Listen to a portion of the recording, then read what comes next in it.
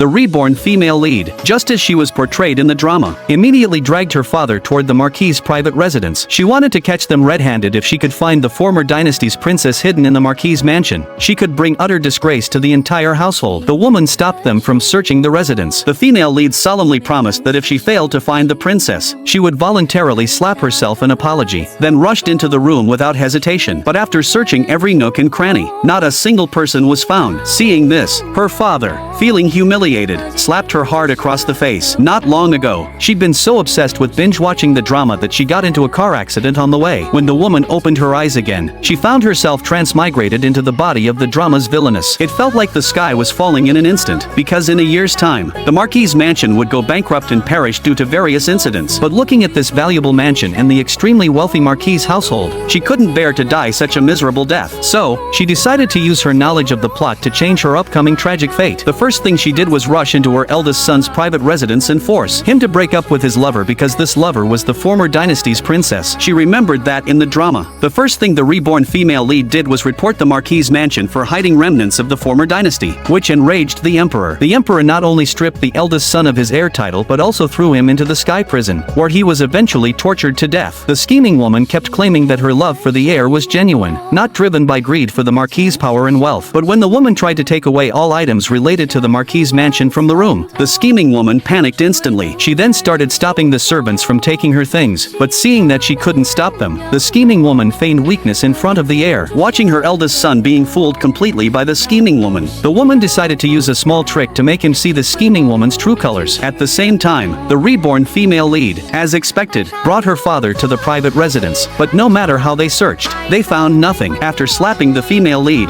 her father turned around and left in a huff. On the way back, the more the female lead thought about it, the more she felt something was off. She was certain the former dynasty's princess was hiding in a secret room, so she dragged her father back again, planning a surprise raid. Meanwhile, the scheming woman really emerged from the secret room. The eldest son still spoke up for her, begging the woman to let them be. But before the woman could make a decision, the female lead returned again, storming in to drag the scheming woman to report her to the authorities as a remnant of the former dynasty. The scheming woman would surely die if publicly executed. Seeing this, she immediately knelt before the female lead and said, "Everything was done by the heir. It was he who locked me up here." Little did she know that this female lead was actually a maid disguised by the woman. With the aim of exposing the scheming woman's hypocrisy in front of the eldest son finally came to his senses. The scheming woman he'd risked his life to protect had no hesitation in betraying him when in danger. Devastated, he let the woman sell her off.